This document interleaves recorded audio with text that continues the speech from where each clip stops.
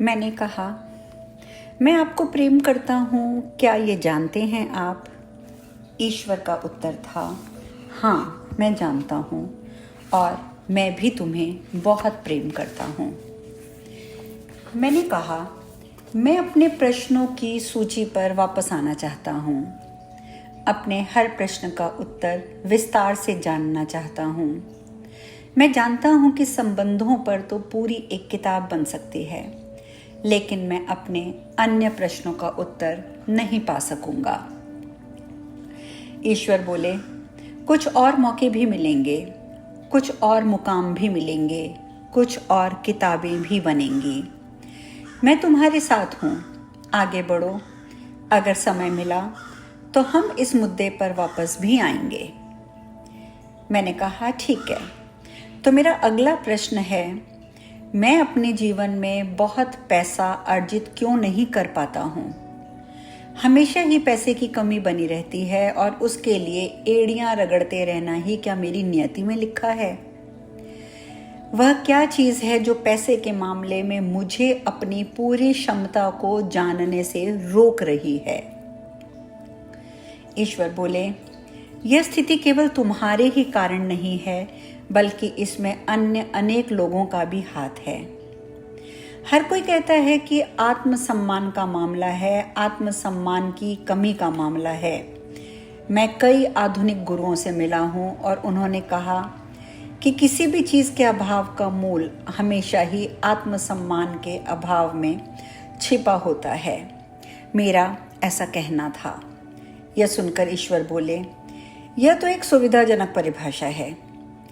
इस मामले में तुम्हारे गुरु गलत हैं। तुम्हारी समस्या आत्मसम्मान का अभाव नहीं है, बल्कि वास्तव में जीवन भर जो बात तुम्हारे लिए सबसे बड़ी चुनौती बनी रही है, वह है अपने अहम पर नियंत्रण रखना। कुछ लोग इसे आत्मसम्मान की अति का मामला भी कहा करते हैं। मैंने कहा, आपकी बात पर मैं हैरान हूं, लेकिन आप कह तो ठीक ही रहे हैं। ईश्वर बोले, जब भी मैं तुम्हारे बारे में सीधा साधा सच बोलता हूं, तब हर बार तुम यही कहते हो कि मैं हैरान हूं। हैरानी, परेशानी उस व्यक्ति की प्रतिक्रिया होती है जो इस बात में अपना अहम इस्तेमाल करता है कि दूसरे उसको कैसा देखते हैं, उसके बारे में क्या कहते हैं। खुद से कहो कि इन बातों को छोड़कर आगे बढ़ें। किसी नई अनुक्रिया का प्रयोग करो। ऐसी बातों पर हंसने का प्रयोग करें। मैंने कहा, ठीक है। ईश्वर बोले, आत्मसम्मान तुम्हारी समस्या नहीं है। वह तो तुम्हें प्रचुर मात्रा में दिया गया है और अधिकांश लोगों को दिया गया है। तुम सब लोग अपने बारे में बहुत ऊंचा सोचते हो और सोचना भी चाहिए। तो आत्मसम्मान अधिकतर लोगों के लिए कोई समस्या नहीं है। मैंने कहा, तो क्या है? ईश्वर बोले, समस्या है प्रचुरता के सिद्धांतों को एक साथ समझने का अभाव होना और आमतौर पर सामूहिक तौर से ये तय कर लेना कि क्या अच्छा है और क्या बुरा। मैं एक उदाहरण देता हूँ। तुमने मन में ये विचार पाला हुआ है कि पैसा बुरा होता है। तुमने मन में ये विचार भी पाला हुआ है कि ईश्वर अच्छा है। धन्य हो। और इसीलिए तुम्हारी विचारधारा में पैसा और ईश्वर का मेल कभी हो ही नहीं पाता। मैंने कहा, हाँ, एक तरह से तो मुझे लगता है कि ये बिल्कुल सच है। मैं भी कुछ इसी तरीके से ही सोचता हूँ। ईश्वर बोले, इससे तुम्हारे काम में बड़ी विचित्रता आ जाती है, क्योंकि इससे तुम्हारे लिए यह मुश्किल हो जाता है कि तुम किसी भलाई के बदले में पैसा लो। मेरा मतलब है, जब तुम किसी चीज को बहुत अच्छा समझते हो तो तुम उसके मुकाबले में पैसे को कमतर माना करते हो। तो जो चीज जितनी श्रेष्ठतर यानी कि जितनी अधिक मूल्यवान होगी, उसके समक्ष पैसा उतना ही कम मूल्यवान होता जाएगा। और ऐसे तुम अकेले नहीं हो, तुम्हारा सारा समाज इसी सोच का है। इसीलिए तो तुम्हारे गुरु तो गरीबी में गुजारा करते हैं, लेकिन नाचते हुए अपने तन को निर्वस्त्र रखने वाली नर्तकी अकूत पैसे वाली हो जाती है। प्रतिष्ठित खिलाड़ियों के मुकाबले तुम्हारे नेता इतना कम कमाते हैं कि उन्हें लगता है कि इस अंतर को पाटने के लिए उन्हें हेरा फेरी करनी ही चाहिए।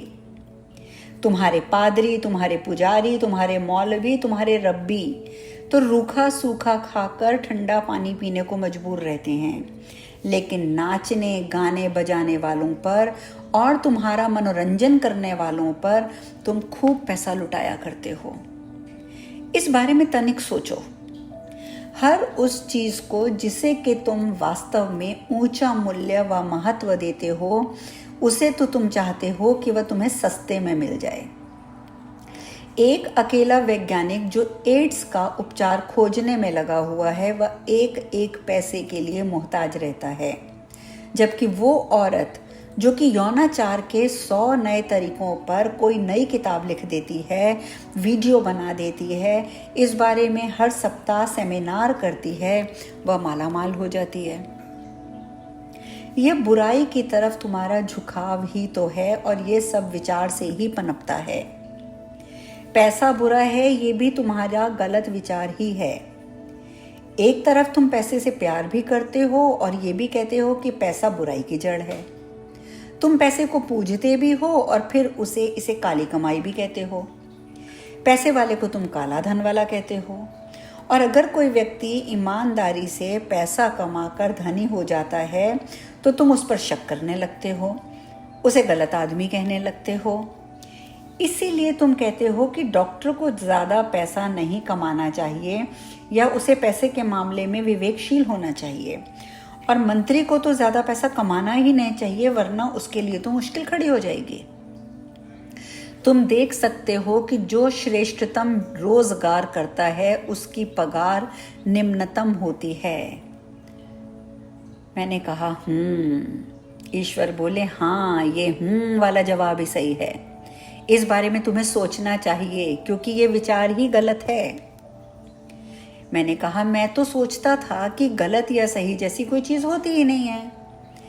ईश्वर बोले होती ही नहीं है, होती भी नहीं है। दो ही तरह की चीजें होती हैं, जो तुम्हारे फायदे की है और जो तुम्हारे फायदे की नहीं है। सही और गलत को तो तुलनात्मक शब्द हैं और इन्हें इसी अर्थ में मैं प्रयोग करता हूं। अगर मुझे इनका प्रयोग करना पड़े तो इस मामले में कोई चीज तुलनात्मक रूप से अच्छी या बुरी इस आधार पर होती है कि वह तुम्हारे फायदे की ही है या नहीं, तुम्हारी इच्छा की है या नहीं, और इसलिए पैसे के बारे में तुम्हारे विचार गलत कह दिए जाते हैं। याद रखो, विचार सृजनशील होते हैं। इसलिए अगर तुम सोचते हो कि पैसा बुरा है लेकिन स्वयं को तुम अच्छा समझते हो, तो अपने अंतर्द्वंद को तुम ही खुद ही देख सकते हो। इसलिए तुम, खास तौर पर तुम मेरे बच्चे, इस चेतना को व्यापक रूप से कार्य में लाओ, क्योंकि अधिकांश लोगों के लिए ये द्वंद इतना भयंकर नहीं होता जितना तुम्हारे लिए है। अधिकतर लोग जीवन यापन के लिए वह कर रहे हैं जो करना वे पसंद नहीं करते हैं, इसलिए उनके लिए पैसा लेने में कोई बुराई भी नहीं मानते वो। पर बुरे काम के बदले बुरी चीज लेने जैसा कहा जाता है। लेकिन तुम तो जिस काम को करते हो उसे प्रेम करते हो। हमेशा कर्म को तुम पूजा बना लेते हो, उन्हें कंठस्थ कर लेते हो। इसलिए जो तुम करते हो उसके लिए एक बड़ी सी धनराशि लेना तुम्हारे विचार से अच्छे काम के बदले बुरी चीज लेने जैसा हो जाता है, जो कि तुम्हें स्वीकार्य नहीं है। नितांत निर्मल मन से की गई सेवा के बदले काली कमाई करने की बजाय तुम भूखे रहना पसंद करोगे। तुम्हें ऐसा लगेगा जैसे अगर तुम वह पैसा ले लेते हो तो तुम्हारी की गई सेवा की निर्मलता नष्ट हो जाएगी।